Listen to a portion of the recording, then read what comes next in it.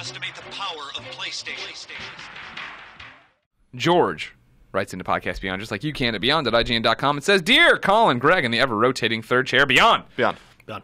I've been an Infamous fan since the first game, and I've played the 3 installments of the series on PS3. I have a PlayStation 4, but haven't bought Second Son yet. However, I have pre-ordered First Light.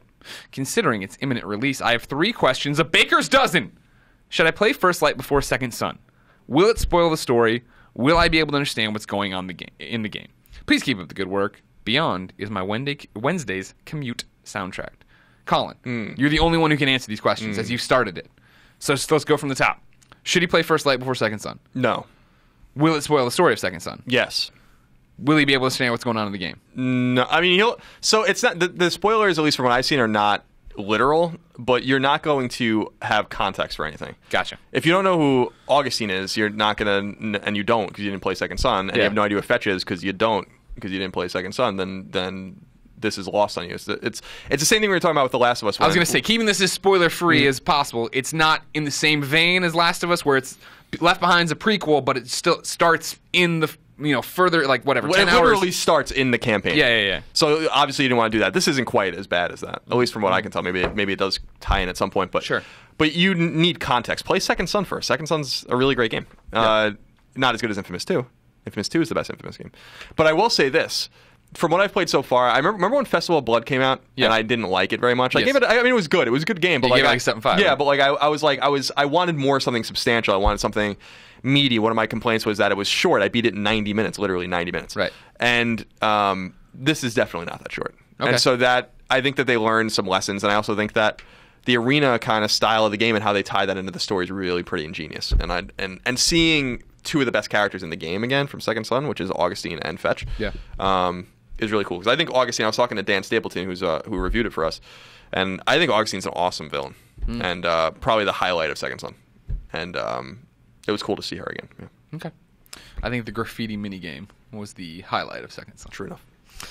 Brian D writes in with another First Light question. It says, Greg, Colin, and the somewhat rotating third chair, Beyond. Beyond.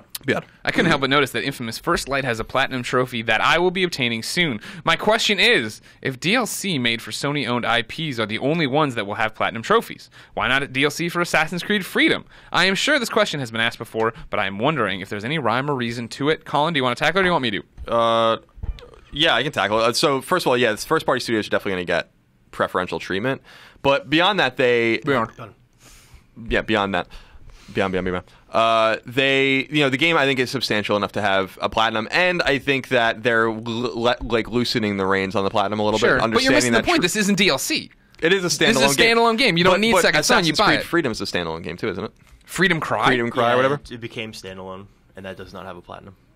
You don't need the other Assassin's Creed for that? Nope. Well, then I don't even know what I'm talking about. But it was originally a DLC. It was originally, yes. Well, there you go. But that's now the they're lock selling in. it separately. Okay, that's fine. But you change it. But regardless, I think that they're because there are standalones that don't have platinums. Most of them don't. Yeah. So it's like Walking Dead.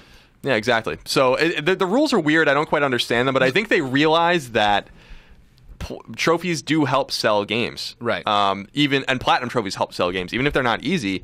There was a conversation I had even with the Counter-Spy guys when we were talking about trophies and the decision to go from platinum or this or that, and their whole approach, which was really interesting to me, was like we could have done a platinum, but that they wanted the trophies to really be meaningful, and they didn't want to have like a roster full of like just trophies that you were going to get for beating a stage or something like that. And I can respect that as well. With this one, the trophies are very much like Second Sons, where you're going to get most of them just from playing the game and kind of going about things organically.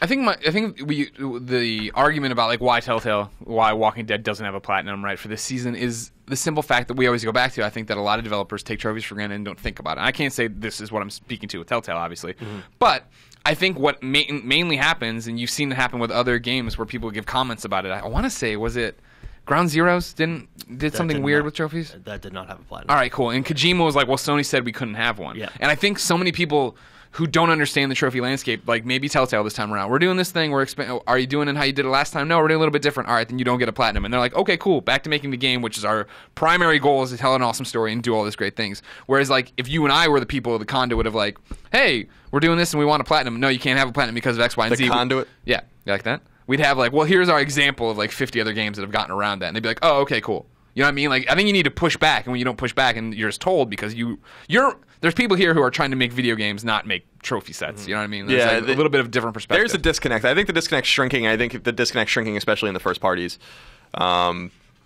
You know, in terms of like the importance of trophies. A lot of people are saying like achievement hunting and trophy hunting is dying. I think the exact opposite is true. That it's becoming crazier. People fall in and out of it. Yeah. But like when I look at, I am always flabbergasted when I look, you know, because one of the great features of PS4 is that you can see trophy rarity for even Vita and PS3 games, which is really cool. And I'm flabbergasted by how many people have some of these trophies. Like, you know, 7% of people that played Resogun have the platinum. That's a lot of people. You know, like that's a ton of people. It was free. You know what I mean? Like it was like so that's probably over 100,000 people. You know, not too shabby. Like so. Sorry, go ahead. No, it's okay. It's just really weird to me that like that we kind of feel like we're in this isolated, insulated kind of thing where we like trophies. Most people don't care about them. I don't know about that. You know, I think that a lot of people do care. I was gonna say I agree. I'm kind of what Colin's describing. I totally care about them now, and I didn't really care about achievements that much for some weird reason. And like I always go through and compare trophies with my friends, check out the rarity of everything, and like. It feels good when you get one that's like super rare, you know. Oh yeah, totally. When you look through, you're like, damn, trophies. Nobody else has that. That's awesome. Yeah. I agree. So with that. I agree. I think they're on the rise again. My rarest trophies from Medieval Moves and Homefront.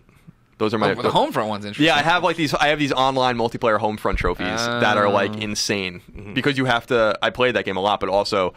One of them is to invite 12 people to a game and then all go into a match together, which like no one was playing the game, so no one could do that. But I got Beyond fans to play with me one night, and I did it, and it's like that's my rarest trophy. Nice. And the one for playing Medieval Moves online. Yeah, of course.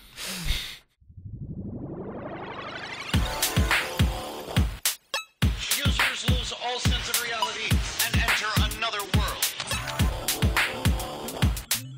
Remember, do not underestimate the power of PlayStation.